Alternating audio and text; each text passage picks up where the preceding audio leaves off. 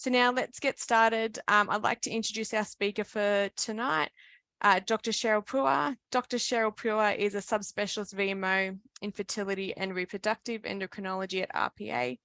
She completed her medical school at Sydney University, graduating with honours, and subsequently completed her specialist training in obstetrics and gynecology. Cheryl underwent further training in the subspecialty fertility and reproductive endocrinology. She continues to remain active in research, in particular in the fertility preservation setting, as well as the ultrasound as a tool for the diagnosis of deep infiltrating endometriosis. Cheryl has a strong focus on patient care, especially in the areas of male and female infertility, pre-implantation genetic screening, recurrent pregnancy loss, fertility preservation, and she combines with a dedication to research, teaching, and learning in the fields of medicine and science. Please welcome Dr. Cheryl Phua.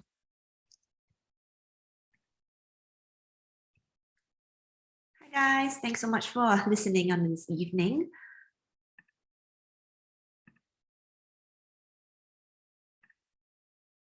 I'm just going to share my screen now so we can all see the slides. So just a cook's tour today and a talk about fertility assessment and optimization in general practice. Feel free to ask any questions in the Q&A box like Lauren said, and I'll try and get to them at the end of this talk. The learning objectives today are how to conduct a fertility assessment for a couple, understanding the relevant tests to order and how to interpret these tests, to understand the importance of lifestyle factors in optimizing natural fertility. A lot of the times you guys are at the front line. Most of the times you've got the first impression and the first consult with the patients, and it's really important that they are aware that there are multiple factors that lead to fertility issues. Also, possibly managing reversible contributing factors such as hyperprolactinemia, thyroid disorders, and other endocrine problems like diabetes or PCOS. Finally, to identify red flags that may require early referral to a fertility specialist or our clinic at RPA. I'll also run through briefly what an IVF cycle looks like so everybody can be more aware about what happens in the lab.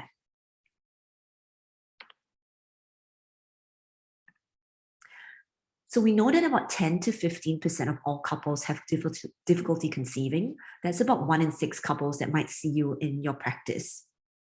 We need to differentiate, first of all, between sterility, which means the absolute absence of gametes, either eggs or sperm, versus subfertility, which is the difficulty in conceiving.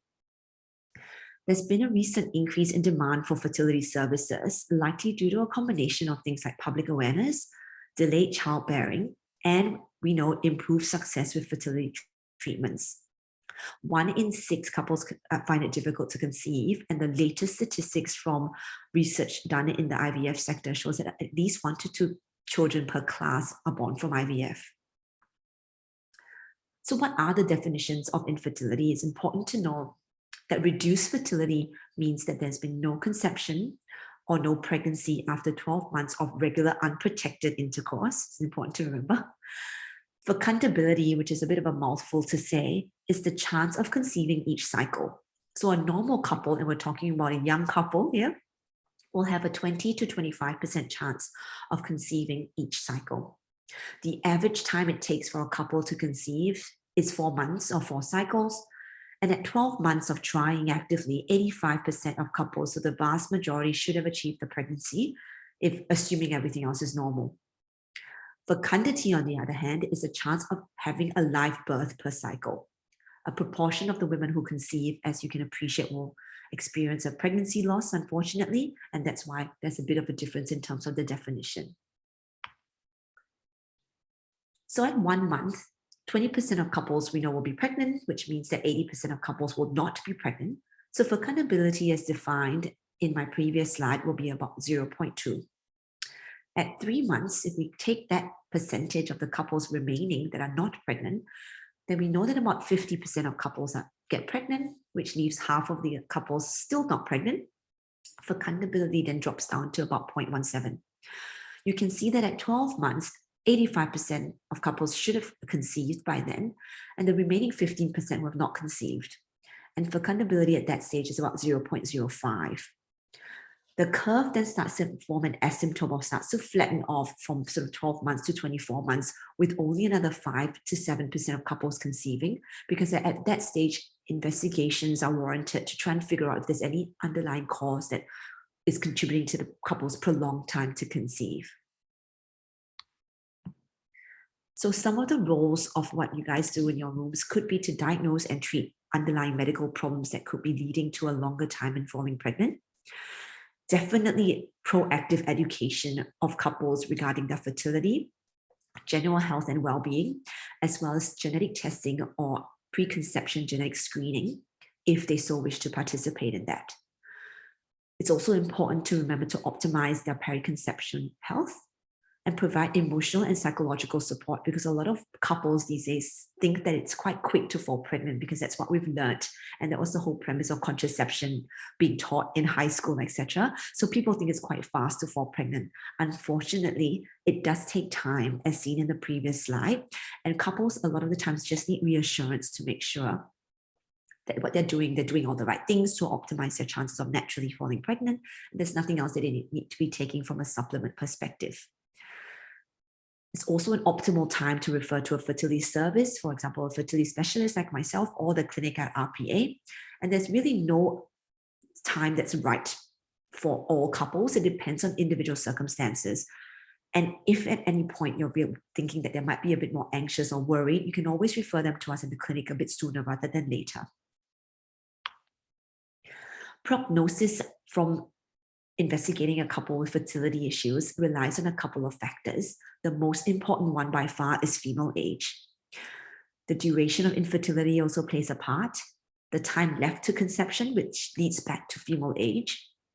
Etiology of the underlying reason why they're having troubles conceiving, and any previous fertility treatments.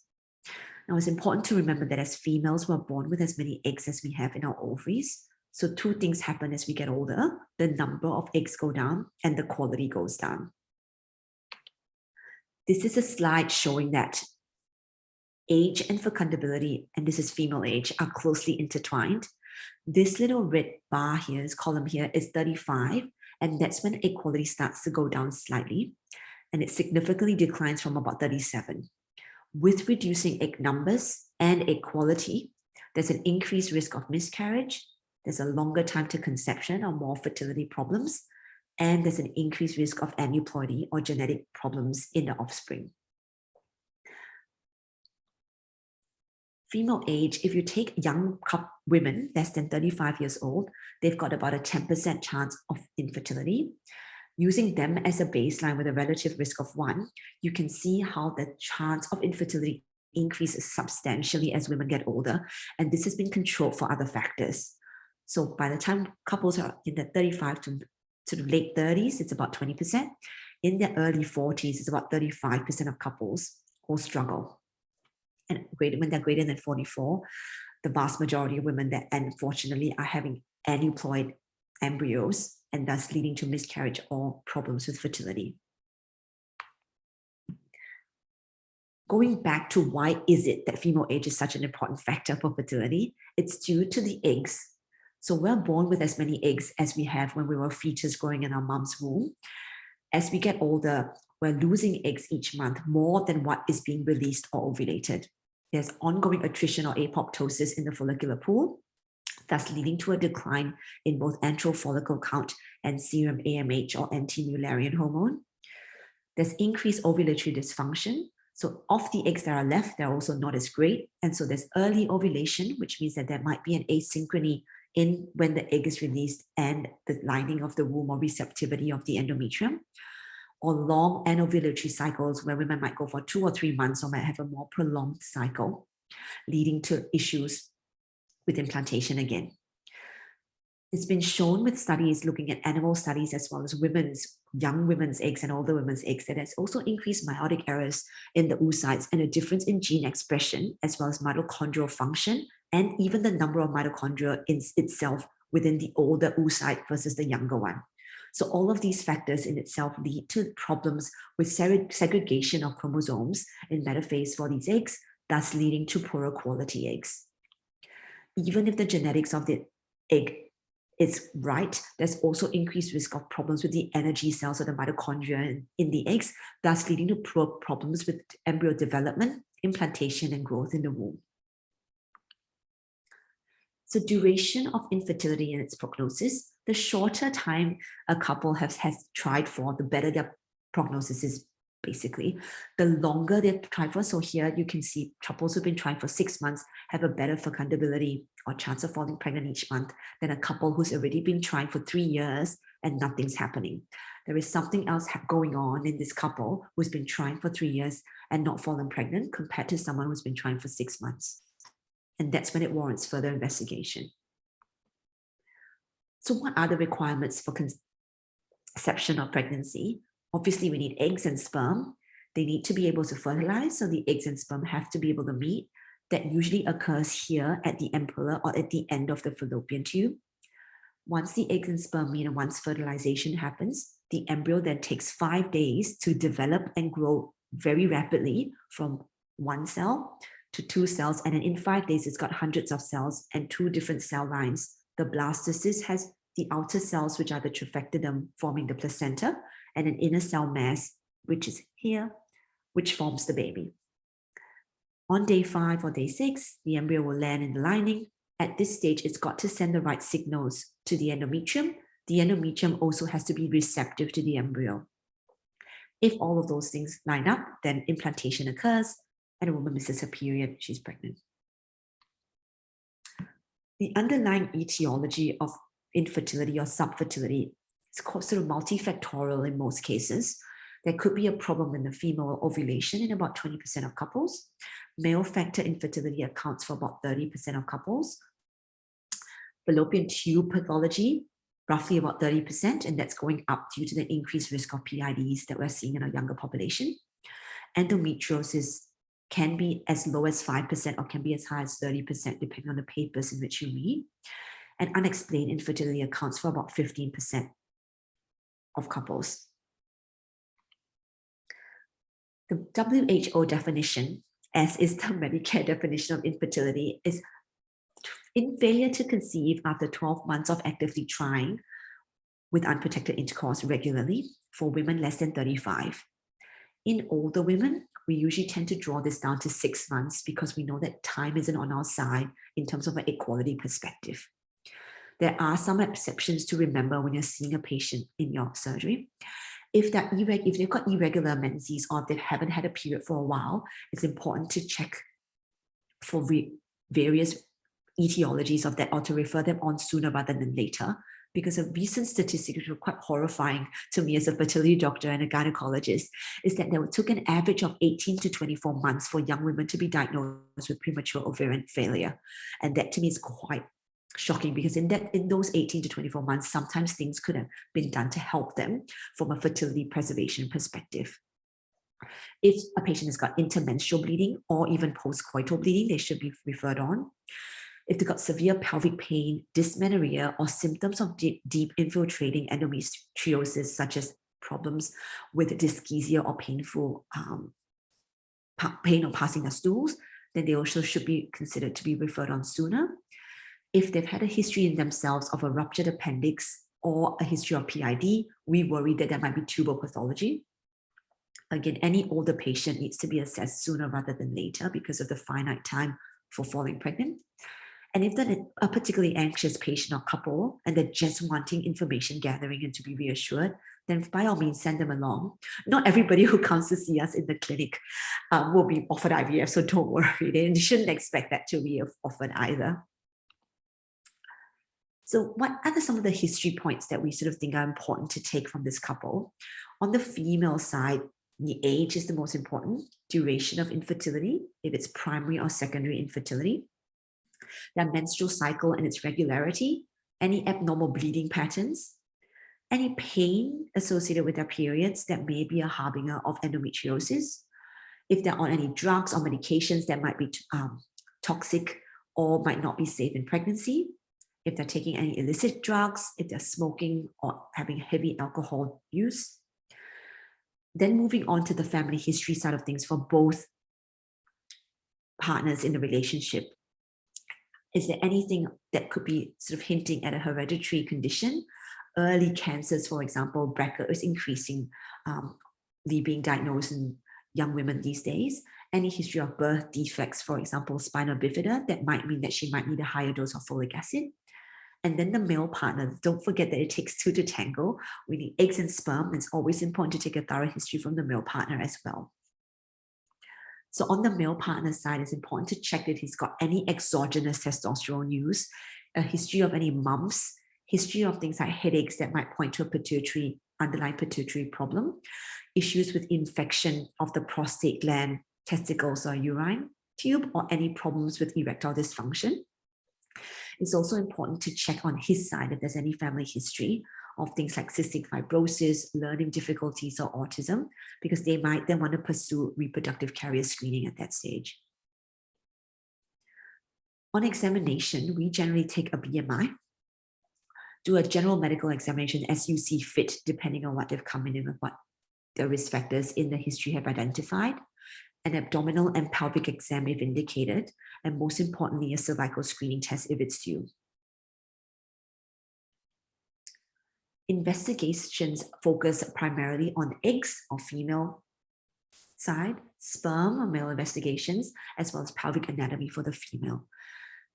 I'm sure that you guys have all been sort of told about reproductive carrier screening or preconception screening. That's become really, really big based on Mackenzie's mission that's come up about 2 or 3 years ago. From what we know, at some point next year, the federal government is looking at funding this, but we still have no idea how many conditions they will cover, how it's going to be rolled out, and all of these other nitty-gritty logistical aspects of that. But it's important that that's offered to women and couples seeing you from a fertility perspective, because by and large, by the time they're pregnant, there's very, very few couples that will take this up unless there's a problem in the pregnancy. Preconception screen involves blood tests for both male and female partners, an ultrasound for the female, and then a sperm test for the male. What we sort of would do for a preconception screen would be a full blood count with or without a thalassemia screen, depending on the risk factors and what the ethnicity is, blood group and antibody screen, rubella and varicella serology, syphilis, HIV, hepatitis B and C, as well as, like I mentioned, a routine cervical screening test for the female. The fertility assessment looking at female eggs would then involve these hormone levels, which will be an early follicular phase or day 2, day 3 FSH, LH, and estradiol, an AMH or an anti-Mullerian hormone, and that gives me an indication of the pool of ovaries or the follicular pool or ovarian reserve. A day 21 progesterone if a patient is having a regular cycle to check if they're ovulatory. Thyroid function tests to make sure they're not overtly hypo or hyperthyroid. A prolactin level, especially if they've got irregular cycles. Androgen studies such as a free androgen index, testosterone, and SHBG if you're concerned about PCOS. And you can always perform a karyotype, although this is optional if you're concerned. It's important to also remember that karyotypes are now Medicare funded if you say that they're investigating for their fertility, so that patients don't have to pay for it. It does take a long time to come back. So it's about 6 to 8 weeks for the karyotypes to come back from the lab. So what is AMH and what does it tell us? AMH or anti-Mullerian hormone reflects the pool of primordial and pre-antral follicles. So little follicles that are within the ovaries waiting to respond to the pituitary signals to ovulate. They are cycle and operator independent. So unlike antral follicle count, which is an ultrasound visualization of these little follicles, AMH is a hormone produced by the granulosa cells. And so we know that the AMH is a reflection of the pool of follicles in the ovaries without having to worry that they're going to spectrum imaging versus cine ultrasound for women, etc. AMH is useful in predicting a response to ovarian stimulation in the setting of IVF. However, it does not predict egg quality or chance of falling pregnant. You have to remember that based on that graph I showed you a couple of slides ago, the chance of conceiving every month is based on female age alone. It doesn't matter if someone's AMH is on the low, medium, or high part of the curve. Every month, assuming that she's ovulatory or producing an egg, that chance is 1 egg. And so if the pool is low, she's still releasing 1 egg. If she's got a medium AMH level, she's still producing one egg. If she's got a high AMH level and she's ovulating, again, only one egg is coming through. And so the chance of falling pregnant is based on female age alone. In terms of female anatomy, important to have a pelvic and transvaginal ultrasound if the patient is able to tolerate it. What we're looking for here is any ovarian cysts, any markers of severe endometriosis, such as endometriomas or nodules in the pouch of Douglas, any issues with fibroids that might be impacting or impinging on the endometrial cavity, things like polyps. A hycosi to assess tubal patency is important because there's always a risk that there's been an undiagnosed grumbling low-grade infection in somebody's pelvis leading to dysfunction in the tubes, and a hycosi will demonstrate whether or not the tubes are patent. By and large, most women now go for a hycosi instead of an HSG, which is done with an X-ray, and it's getting harder and harder to access.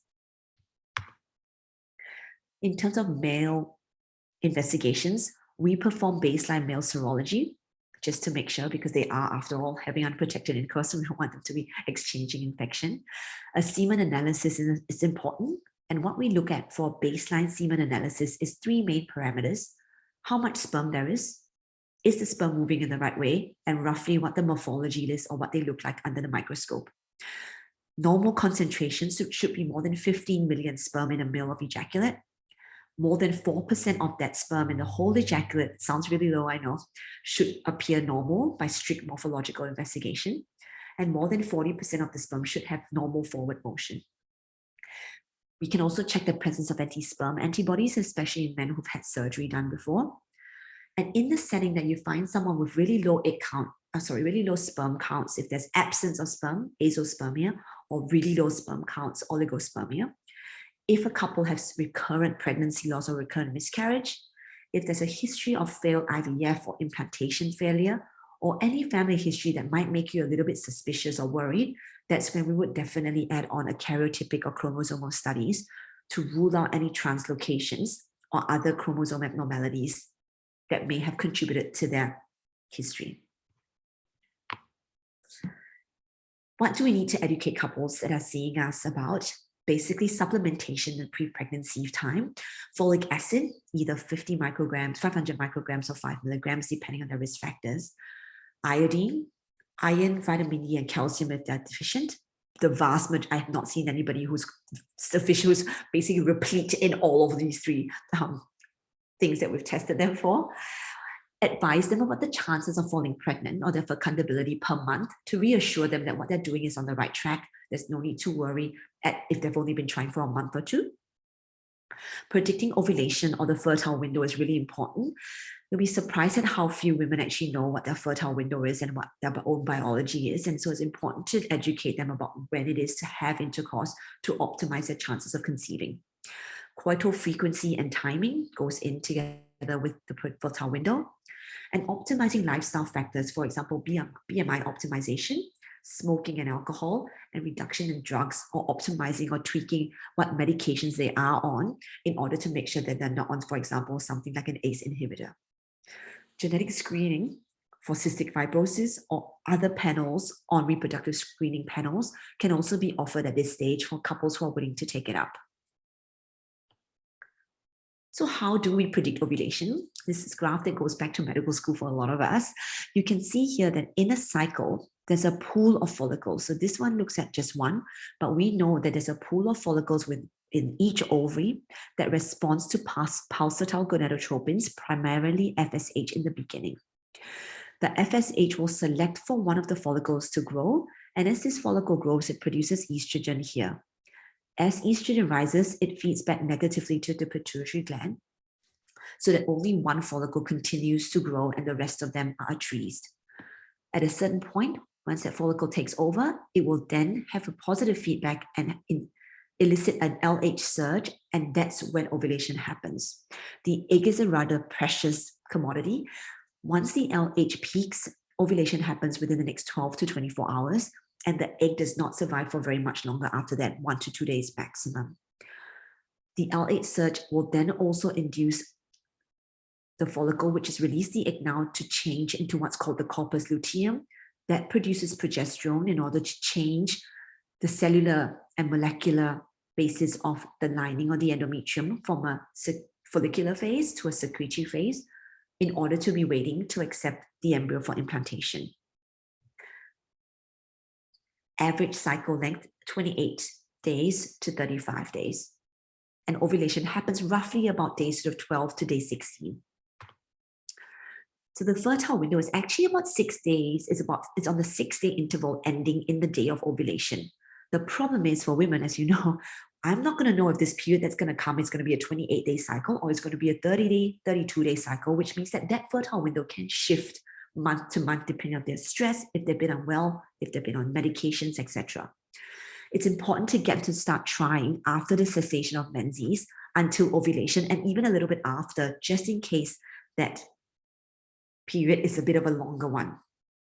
If it's too difficult to try and to time, then it might be good to try from day 8 up to day 14, even up to day 20 in women with longer cycles, just so we know that we are covering the fertile window and giving the couple the highest chance of falling pregnant. Sperm can hang about in the fallopian tube for 3 to 5 days. So what we're trying to do here is trying to make sure that there's a reservoir of sperm on both ends of the fallopian tube waiting for the egg to be released so that it gives the couple the highest chance of conception. So lifestyle and fertility is quite important because, as we know, our society is becoming bigger and bigger. BMI is increasing. It's harder and harder to get women and couples and men even to sort of lead healthy lifestyles and get an optimal BMI. Obesity in itself, if your BMI is above 35, there's a 2 times increase time to conception. If someone is underweight, again, even worse, it's a 4 times increase due to the fact that there's probably lack of enough nutrients and the body goes into starvation mode, which means that it doesn't think that you're suitable to conceive or carry a child and look after it after it's born. Smoking increases the risk of infertility by about 60%, as does alcohol usage. High caffeine use is increased, associated with miscarriage and also reduction in falling pregnant per month. Illicit drugs also increase the risk of infertility, and toxins and solvents can also be a factor. So what are some of the modifiable risk factors? Obesity can affect reproduction in both males and females. We know that in females, it can affect menstrual regularity. It can increase their time to conception and it can lead to ovulatory problems. In women having IVF who are overweight, there's a difference in the ovarian response to stimulation and drugs and reduction in the quality of eggs obtained from women who are sort of have a higher BMI than a normal BMI. There's also altered or changes in the endometrial environment due to lipid deposition in both the follicular fluid of the eggs and potentially in the endometrium, leading to increased miscarriage rates. There's changes in the maternal fetal environment of babies born from women with high BMI. There's epigenetic changes that happen in the child's DNA that also predispose them to increased risk of health problems when they grow up. There's increased risk of stillbirth in women who've got a high BMI. In men, it's been shown that there's a reduced semen quality. Both count, number, concentration, and movement can be reduced, and DNA fragmentation index. There's increased incidence of erectile dysfunction due to microvascular damage, we think, in the blood vessels that support reproductive organs. Men who are obese tend to also be at increased risk of sleep apnea, thus leading to more oxidative damage to the sperm and DNA damage, leading to poorer quality sperm.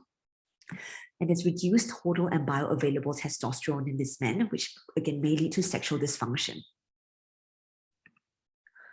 In the Nurses' Health Study, which is a famous study from way back, every 5 kilogram increase in body weight from age 18 was associated with a 5% increase in time to conception. A systematic review of 11 studies, including this one, showed that weight loss was associated with increased natural conception, and women did not have to lose a significant amount. In women who are vastly overweight, a lot of them come to me and they're very worried that we're going to make them lose 30 or 40 kilos before sort of embarking on the fertility journey. In women with ovulatory dysfunction in a setting of PCOS, for example, if this is worsened by obesity, just by losing about 5 to 10% of their weight can return their cycles to be more regular and can actually also make it a little bit, and can also return ovulation in these women. So sometimes just a small change in lifestyle, diet and exercise, seeking the help of a dietitian and other allied health members can help them achieve more regular cycles and may help them conceive naturally. In women who are bigger, we can also improve the number of eggs and embryos obtained in the IVF setting with weight loss. And we can increase their pregnancy rate and reduce their miscarriage rate as well if they're in the healthier weight range. Alcohol and caffeine, too much of a good thing isn't good, unfortunately. The number of safe alcoholic drinks that affect fertility is unclear, but we know that there is no safe level in pregnancy. So I normally say, look, if you're having 1 glass a week while you're trying, that's probably okay, even though there's no studies to suggest that. But the moment somebody is pregnant, then there's no safe level and we would advise abstinence. There's no evidence to suggest that high caffeine use affects fertility, but we know that high caffeine use more than 3 cups a day is associated with miscarriage and smaller babies or placental dysfunction. So we normally would limit somebody's caffeine intake to up to 2 cups a day, or I normally just say 1 barista coffee should be more than enough. We know that smoking is toxic to oocytes on top of everything else it does in your body. It also has long-lasting negative effects even after a woman quits smoking. There's a decline in egg reserve or ovarian reserve. There's a risk of early menopause, and smoking is also highly toxic to sperm, leading to oxidative stress, free radical damage, and increasing DNA damage in the sperm, making it more likely for miscarriages to occur in men with high sperm damage. When is the right time to refer a couple for a reassessment? The duration of how long they've been trying is important. If a female patient is older, refer them sooner rather than later, just so that they can have a bit more information about fertility, general health, and egg quality and quantity. If you found a specific cause, for example, if you found that someone has no menses, they might be anovulatory, or they've had early menopause, for example. If they've had blocked tubes, if they've got severe pelvic pain that you suspect they might have endometriosis, or if there's no sperm found in the male, then it's best to send them through early. And again, like I said, if they're a particularly anxious couple, might be worthwhile to send them through sooner rather than later, so we can try and help alleviate some of those stressors that come with the fertility journey and take them off your hands a bit sooner. Patients referred early to a fertility service, gynecologist, or fertility clinic at RPA should not expect IVF in the first instance, definitely not. They should expect an assessment of their fertility, exclusion of any problems, assessment of what their chance is of falling pregnant each month, and a plan on when to do something more or escalation, and making a plan for, hey, these are the things we need to look at currently. I think you should keep trying for a couple of months, but we'll see you again in 2 months' time. If nothing happens, then the plan would be for X, Y, and Z. In the clinic, what we do in the fertility clinic would be to assess the etiology of the underlying couple, bearing in mind that 10 to 15% of couples come to us and it's unexplained. We do every single test and nothing comes back. Everything comes back normal. That's frustrating on all fronts for the couple as well as the fertility clinic, but that's sort of important to remember and reassure them that there are ways around it to try and achieve a pregnancy. We counsel them about the chances of ongoing pregnancy and the natural spontaneous pregnancy rates, treating specific causes, like I mentioned, the lifestyle causes. Any problems with ovulation, we can try and fix with ovulation induction, usually medications like letrozole in the first line. Surgery if they're having debilitating pain from the endometriosis, for example. Assisted reproductive technologies, or IVF, accelerates the time to conception or can bypass things if there's a specific male and female cause for fertility problems.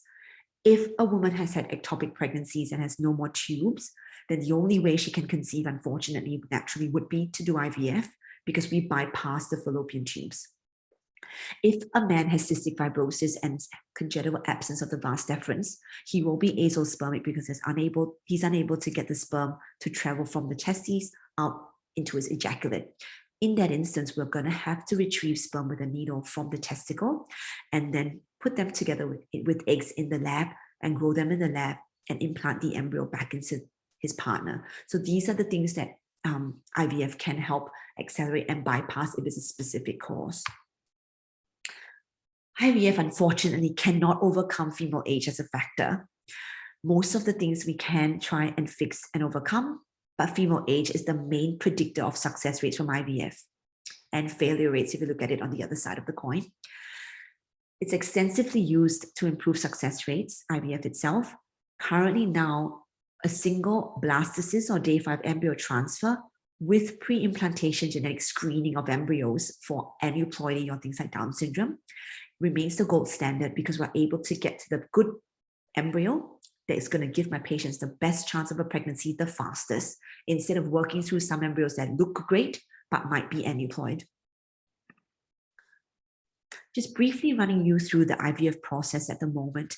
What it involves is getting eggs from my patient, female patient, sperm from her partner or a donor, putting them together in our lab or the incubator, which is what you see here at the back, growing them for 5 days, and then implanting them back into the womb 5 days later. The first step is to stimulate the ovaries. And what we do here is that this female patient injects herself with gonadotropins to override the brain signals in order to achieve multi-follicular growth. There's then egg and sperm collection, fertilizing and nurturing the embryos in the lab. We transfer the embryo. Women remain on luteal phase support, and then 2 weeks after the embryo transfer, they test for pregnancy. This is what the ovary looks like with stimulation. The pens are subcutaneous preloaded syringe of gonadotropins that overrides the brain, so that instead of one dominant follicle developing here in a natural cycle on your left, we're getting many of these follicles to grow as possible. So in the setting of IVF, we're overriding the pituitary gland. So it's a very finite 2-week period. Average time of injections is about 10 to 14 days, in which we monitor our women with a series of blood tests and ultrasounds to check that these pockets of fluid are getting large. At a certain point, we'll trigger them for an egg collection. And what this is done as a day procedure, and it's done with sedation and local anesthetic at RPA. An ultrasound is passed through to the vagina, and a little needle is passed through the fornix, so the little thin skin around the sides of the vagina, right into the ovary itself. You can see how this ovary now is quite large. The needle will come down through here, land in the follicle and the fluid here, and we drain everything. All of those pockets of fluid get drained, and basically it takes about 20 minutes to half an hour. Once the fluid is drained, my scientist is with me in the collection room. She has an incubator with a little microscope attached, and she starts sifting through that fluid to see how many eggs we've collected. The male partner then produces sperm on that same day, and it's up to the lab then to put the eggs and sperm together. How we fertilize the eggs happens in 2 forms. Insemination, or IVF, happens when we do a fresh sperm sample, clear it up, pop the sperm in with a dish of all the eggs we collected from the female, and incubate them overnight. That's usually done with men who've got normal sperm counts. In men with low sperm counts, or in men whom we've got to retrieve sperm from the testicles, like I mentioned earlier, for example, the men with cystic fibrosis, then we've got to get the scientists to look for the sperm that looks the most normal under the microscope. There's not quite enough for all of them to work together here to penetrate the zona or the shell of the egg. So we've got to get the scientists to pick the best one. And you can see here, the little pipette goes in through the hard shell of the egg, and we inject 1 sperm per egg. And that's called ICSI, or Intra Cytoplasmic sperm injection. This is how we get the sperm and egg to meet. Once they meet, then a proportion of the eggs will fertilize, and that's when we start the embryo's journey in the incubator. There's time-lapse imaging now that allows us to look at all these time points. So day 1, there's signs of fertilization when there's 2 pronuclei here, 1 male, 1 female. They will then join together in the process called syngamy, where they then start to form an embryo. This is then when rapid cellular division happens, so that by day 3, there should be sort of 4 to 8 cells. By day 5, it's formed 2 distinct cell types. This is a blastocyst, where there's a inner cell mass, this blob here that forms the baby, and beautiful cells on the outside shell here that form the placenta. We grade the embryos, or the scientists grade the embryos based on the looks on day 5 to try and give us the best chance of success. Genetic testing is now available on the placenta cells or the trifecta on the outside. So once the embryo is hatching here, you can see how the baby cells are still in there, but the hatching cells are the placenta cells. This is a normal process that the embryo has to go through because it's got to hatch out of the shell and implant. But what we can do is that we can try and take 5 of the cells here that form the 100 cells of the placenta and do similar to non-invasive pre-implantation testing, but we're doing it on the embryo at day 5. That's done in the private sector, and that looks for aneuploidy in the embryo. So then that gives us 2 bits of information about the embryo. Its looks based on grading, just by looking at it under the microscope, and its genetic makeup. And by giving us an embryo that's got the right genetic profile, it optimizes the patient's success rates from IVF. The embryo transfer takes about 5 minutes because we're wanting the embryo in our incubator straight into the womb, which is the best incubator for growth. It's done with a speculum, very much like a pap smear, but instead of brushing the cells from the cervix here, we pop a little transfer catheter, which is a little plastic straw that's a bit flexible, in through the neck of the womb, and we inject the embryo in a little air bubble, floats around, and it sort of implants in the next 24 hours or so. Success rates are RPA. Recently, the federal government released success rates for IVF so that patients can be more aware and more educated about success rates based on their age. The pink graph here is the national rate based on all clinics that have reported it to New South Wales Uni, and the blue graph here is RPA. This is looking at the births in young women on your left and older women per completed egg retrieval cycle, including usage of any surplus embryos from a frozen cycle. You can see that we're doing quite well, we're above average there. This second measure is looking at births per egg retrieval cycle for women having their first ever one. So in women having the first ever IVF cycle, we're doing way much better than the national average in terms of getting our younger women as well as our older women pregnant. Per individual attempt, again, stratified by age, pretty much similar across the board. And each embryo transferred. Now, it's important to remember that there's no actual legislation in Australia and New Zealand that dictate that you have to transfer one embryo only. Internationally, lots of clinics overseas tend to do multiple embryo transfers because it makes their success rate look a lot better.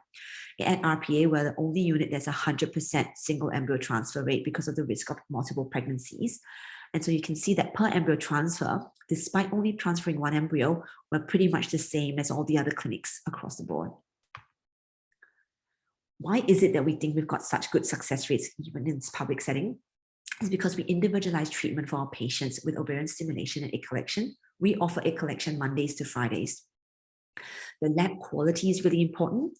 Each embryo has its own time-lapse incubator called the Jerry, and each patient is in their own little slot. We routinely culture our embryos to blastocysts. We're not freezing them before we know its potential to reach the blastocyst stage. We use an ultrasound for all our embryo transfers to make sure that it's going in the right spot. And we freeze, vitrify, or snap freeze any surplus embryos so that in a woman who's having IVF and has 5 embryos make it to day 5, we put one of the embryos back, and any surplus embryos we can put in the freezer so that in the future, if the first transfer is successful, they can avoid the horrors of ovarian stimulation and just do a frozen embryo transfer from a batch they created when they were younger.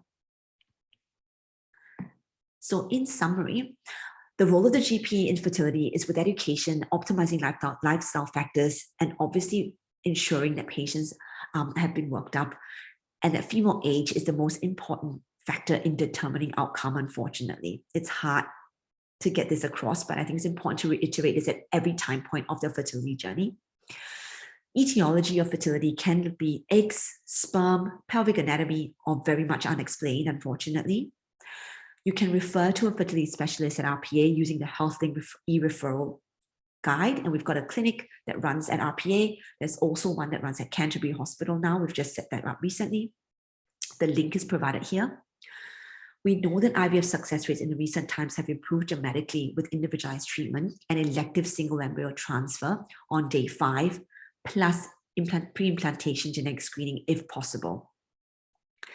It's important to tell your patients that if they're sort of rural relocated, or if they're sort of working in a fly-in, fly-out way, We offer all aspects of monitoring during their cycle on the fertility journey locally, at RPA, or even closer to where they're at. And there's treatments and support available through our fertility clinic, including a counselor on site that only looks after fertility patients, fertility specialists, scientists, and lots of experienced nurses and admin staff. So that's the end of the talk for now. There's some questions that I will go to. So I'm going to just start answering some of the questions. One of the questions is, when investigating subfertility prior to referring, should we routinely order the hycosi as well as a transvaginal ultrasound, or should we leave this as a fertility specialist to order? I would say we definitely would recommend getting a baseline pelvic ultrasound at the onset. If you're worried and if the patient has risk factors, for example, history of PID, history of a ruptured appendix, and you're worried about tubal pathology, it might be a good idea to save them having 2 ultrasounds and to do a hycosi at the onset. Warn them though, because I always tell my patients, you have to warn them that it's not always very pleasant and it can be quite uncomfortable. Because what happens is that it's flushing some bubbly, sort of non-bubbly saline or some jello fusing or gel contrast into the womb. And so it opens up the front and back wall of the womb. And that can sometimes lead to really severe cramping abdominal pain in people that are not expecting it. Lots of the ultrasound places will say, oh no, you'll be fine, it's only 10 minutes. But I normally say, if you're worried or sort of a little bit concerned or they get painful periods, take some Nurofen or Panadol about half an hour before the scan, and that should take them through. Next question is, do short follicular phases or very light menses indicate possible issues with fertility in women who otherwise have regular menstrual cycles? Unfortunately, the length of the follicular phase or the duration or the amount of menstrual bleeding doesn't always tell us or indicate any issues with ovulation. I would say that the best indicator, even ovulation urine sticks aren't always very accurate. Lots of fertility clinics offer ovulation tracking or cycle tracking, where we pinpoint and we check gonadotropin, so FSH, LH, estradiol, and progesterone at various time points of a woman's cycle in order to tell them to pinpoint ovulation and when to start trying. I would say I refer them to for one of these what's called cycle tracking services with the fertility clinic, so that they will be able to know, is it a problem or is it not, because we can actually see the actual results of their hormone levels at various time points in their cycle. Question is, are the lifestyle and infertility risk factors relevant for both male and females? Yes, unfortunately, they've done lots of studies to show that both males and females suffer from significant changes in sperm quality and egg quality, as well as embryo quality and development and miscarriage risk in both the male and the female, BMI being the vast majority primary risk factor for most of these couples. What is the risk of OHSS in Australia? So the risk of OHSS is actually quite low. The last report from NZAD, I think the risk of OHSS was about 5%. So that's quite rare these days because we've now got better drugs in our arsenal. For example, we can give women a GnRH agonist trigger, so a different type of trigger pen, just before we're collecting their eggs, so that we can reduce the risk of OHSS to like less than 1 in 1,000. Next question, does luteal phase support go to up to the first pregnancy test or end of the first trimester? How long is a piece of string? It's a great question. Most of the clinicians will have their own little individual protocol. As you know, this progesterone is very safe in early pregnancy and is used for things like recurrent pregnancy loss with very, very limited evidence. It's also used for short cervixes as well as sort of threatened preterm labor later on in pregnancy. Most clinics will definitely continue the luteal phase support up until pregnancy test. After that, at RPA, if the progesterone levels are fine, we do not continue it because there's no evidence to suggest it sort of improves pregnancy rates or reduces pregnancy loss rates. However, a lot of the private clinicians you'll see will probably continue them until the 7-week dating ultrasound scan, just because of the anxiety levels involved in women undergoing fertility treatment a lot of the times. I would also say, sort of, I was at a talk from another fertility sort of clinician and recently, and I agree with what he said in that, look, we're very happy to take phone calls for any of our patients, especially because it It's mentally, physically, and emotionally draining when a couple goes through such a long journey to get pregnant. And so at any time point, if anyone is concerned or unsure of whether or not to do something with their medication regime, feel free to pick up the phone and ring the fertility clinic or the fertility specialist, and we'll be more than happy to chat to you and tweak and answer any questions you might have about what regime they're on and when to stop things. It should really be in the letter, but sometimes we're a bit slow in typing them. Do you select embryos to implant? Are you able to manage IVF with patients who, for ethical reasons, wish not to dispose embryos? Yes, very much so. We have quite a few couples who come through who have ethical or religious standpoints that means that they do not want any surplus embryos at all. We can offer gentle stimulation in these couples because we don't always have to form embryos. And by the vast majority of these couples will be more open to freezing eggs and then only forming 1 or 2 embryos, which means we do not have a surplus of embryos in the freezer should they complete their family. And so there's always an option to be done, definitely. Questions is, do most any fertility clinics ask patients with a high BMI to go away and lose 5 to 10% prior to fertility treatment, or is it up to the specialist? Most clinics will have a BMI cutoff in which they can't access care. Usually it's in the private sector, from what I know, is probably due to restrictions in day surgery more than anything. But generally speaking, most patients will be turned away if their BMI is very high. At RPA, we've got a strict BMI cutoff because we do everything with sedation. We've got no luxury of we've got no day surgery. So everything is done with the nursing staff and the fertility specialist. We have no anesthetists. So we're the ones sedating and doing the egg collections with local anesthetic. Our BMI cutoff is 35 at the RPA clinic. Any advice on sensitively addressing this? Many patients are resistant. I agree completely about talking about this in the age of increasing. I completely agree with you. And it's very difficult for us to talk about it as well, because especially in the sort of with COVID and Zoom, this is what I see for my patients. I can sort of see them from this on up, and it's always tricky to get a height and a weight. And I find it awkward and difficult to ask them to stand up for me to try and assess through Zoom what their BMI is. Because of this, though, we've had to turn away a lot of patients that front up only when the treatment started for us to then realize their BMI was 42. What we've tried to do is that we've got a college guideline about the safeties of fertility treatment and pregnancy in high-risk women with a high BMI. And so we provide them written information about that. We used to have a clinic that we used to see these women to provide them dietary advice, a dietitian review, and support for this. Unfortunately, it's shut down. And so what we've done is trying to sort of source another way of trying to be able to get these women into a multidisciplinary clinic to try and help them lose that weight so that they don't feel like we're just saying, hey, goodbye, just go lose the weight before you come back because we can't treat you, because nobody wants to hear that, and it gets quite distressing for all of the patients involved. Question is, could you please expand on the value of AMH or its role in investigating women? So AMH is a marker of sort of egg reserve, or how many eggs somebody's got left turning over each month in the ovaries. For me as a fertility clinician, it's important to me because for me, it tells me how long their fertile window is.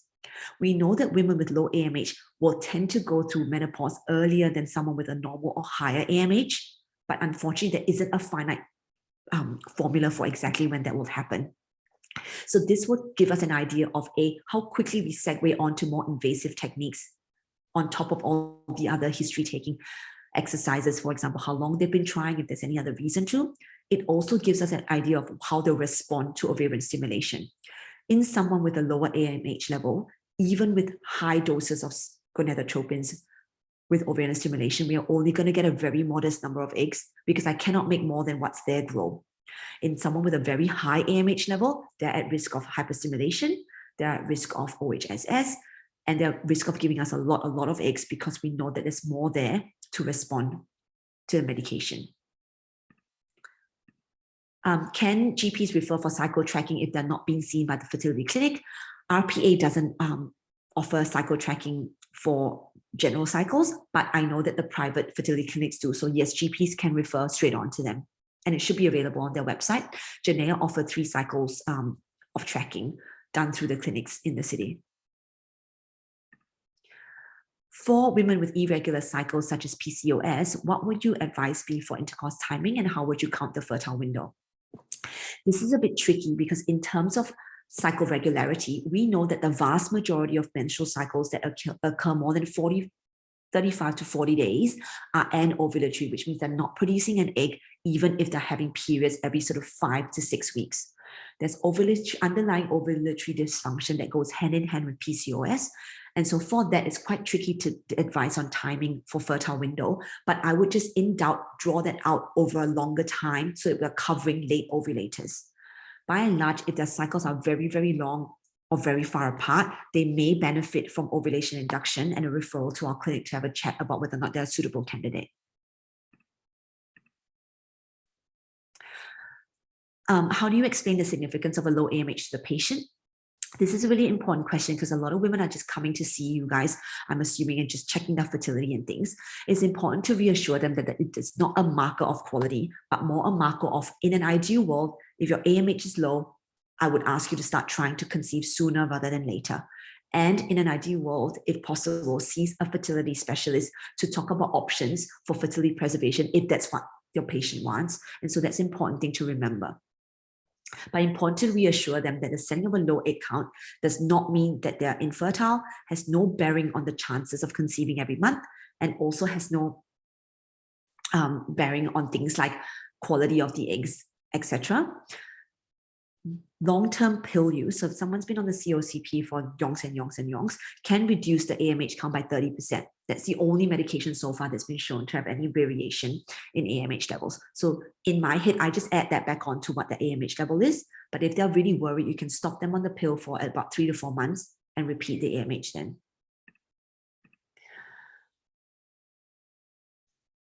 So one question about egg freezing and success and pregnancy rates when used for IVF years later. So egg freezing has become a lot more common these days. It's not offered in RPA, unfortunately, but it's offered in the private sector. We know that eggs, when they're frozen, survive. And if they survive coming out of the freezer, they behave like the egg that at the age in which it was frozen. So it's important to remember that eggs frozen, when they're used in the future, pregnancy rates are based on the age of the egg, not based on the age of the womb or the woman when she comes back to use it. The main problem with egg freezing is that not all eggs that go into the freezer will survive coming out. Then we still have to fertilize the eggs by injecting 1 sperm per egg with egg seed like you saw before and grow them in the lab. So there's always a fallout from the number of eggs seen in the freezer to the actual chances of a pregnancy at the other end.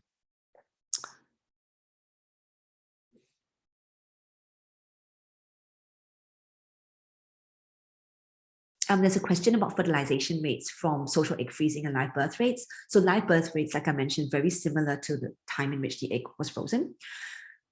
In terms of fertilization rates, when the egg's frozen, you would see that sort of it's that little shell. We can't put the egg back in the womb and let them have intercourse naturally. We've got to do IVF to fertilize the eggs and implant the embryo back. How we do that though, because the eggs have been frozen and then thawed, we've got to force feed 1 sperm per egg, even if the sperm count is normal. And that's with ICSI. And fertilization rates about 60 to 80% with ICSI, even in the setting of a frozen thawed egg.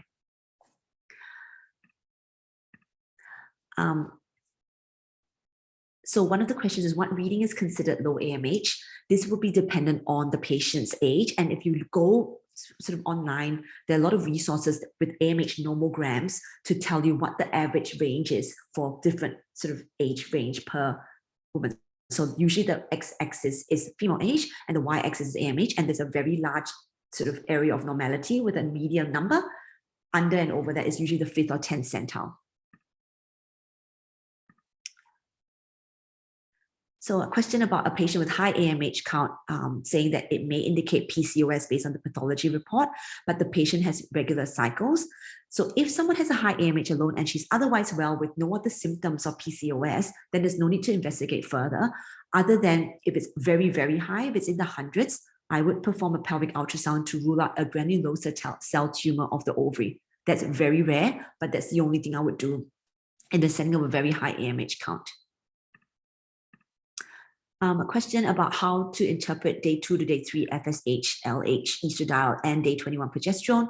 So that would, so day 2 and day 3 FSH, LH, estradiol should be low, because if you look back at if you look at sort of the physiology of ovulation, that's when sort of the pulsatile FSH starts to slowly go up to recruit a follicle. day 21 progesterone, which is a luteal phase progesterone, which should be done 1 week after ovulation. So day 21 is just assuming women have 28-day cycles. So assuming you're doing it a week after ovulation, the day 21 progesterone should be high. And we're usually looking at numbers more than 20 to 25 to demonstrate an ovulatory cycle that month. So the question next is, what's the best time of the cycle to do an AMH? It does not vary with cycle. The only thing so far that they've shown in sort of studies is long-term pill use will suppress it by about 30%. Doesn't matter whether or not you do it in the beginning, middle, or end, which is why it's a good sort of marker for ovarian reserve versus the antral follicle count. You got to do it in the beginning part of your cycle because that's when all the little pockets of fluid are small. So the question is, what percentage of males having a varicocele is the reason for infertility? This is a really tricky question because not all men with varicoceles will be infertile, but we know that men with varicoceles have a higher incidence of sperm fragmentation damage, so increased DNA fragmentation of the sperm. But the problem is fixing the varicocele has inherent risks involved with damage of the production capacity. And so it's always a sort of balance of risks and a discussion with the fertility specialist and clinic whether or not it needs to be treated or they need to be sent to a urologist. So it's common to have a varicocele. Not all men will have problems with fertility who have one, but there's a lot of men with high levels of DMA damage to the sperm that when we go investigating have varicoceles, and that those are the men that we would sort of then explore a bit further about the pros and cons of surgery.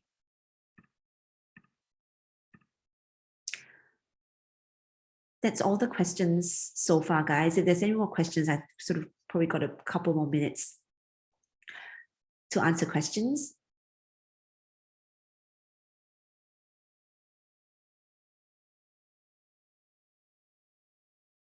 Oh, thanks so much for feedback. I just think one more question. Like, I think the Mackenzie's Mission website for everybody, like nobody has time to talk to our patients about carrier screening after it's been launched. I don't know about you guys, but for me, it's almost like another lesson in clinical genetics again. And lots more people are coming to sort of talk about reproductive carrier screening and things in the setting of a preconception review.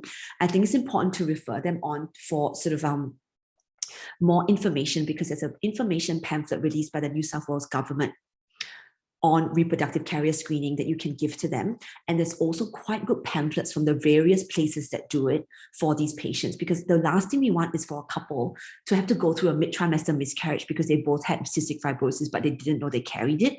So that's a really important thing just to touch base on. I know you guys don't have time to talk about it ad nauseum in your rooms and your consults, but just maybe just to flag it with them so they're aware of it. They can go on social media and look at Mackenzie's mission, etc. But it's important to have that conversation with them so they're aware that that kind of testing is available. Question about whether or not we have to do sperm DNA fragmentation testing in men. Generally, a basic semen analysis at the first onset is enough because that gives us a lot of information about whether or not there's sperm. If there are other risk factors, for example, they're heavy drinkers, illicit drug use, vape a lot, if they're high BMI, then I would do a DNA fragmentation index when they see me, because then I think that is a higher risk that it will come back abnormal. At that stage, and it's a bit easier to tell the men, hey, your sperm is being impacted by your health. We can see it here because the quality is poor. You now need to do some lifestyle changes, cut back on smoking, etc., to try and help that. And a lot of them find it a little bit more useful and are slightly more likely to conform with our lifestyle advice. Question about patients with incidental endometriosis found on ultrasound. Should this be treated before fertility treatments?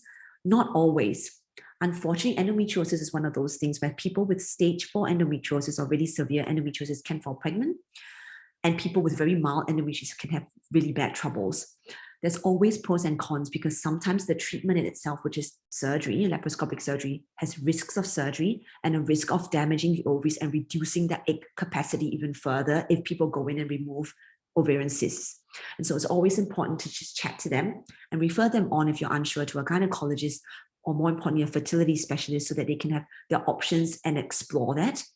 The sort of group of people that we tend to advise surgery for are women who are symptomatic and having troubles falling pregnant. Those are the ones who would sort of say, at least we can sort of have a bit more in our pros basket about treating your symptoms, potentially helping you fall pregnant, versus the older woman who's got endometriosis found on the ultrasound and's got no symptoms. I'm not going to subject her to surgery sort of if I know that her time for fertility is a bit lower.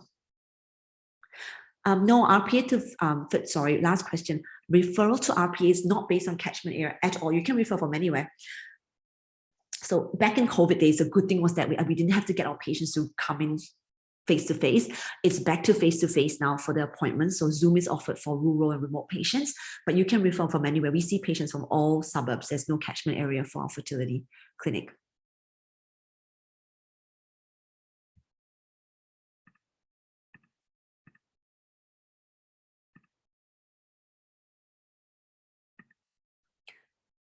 Thanks, guys. Lauren, I think this is no more questions.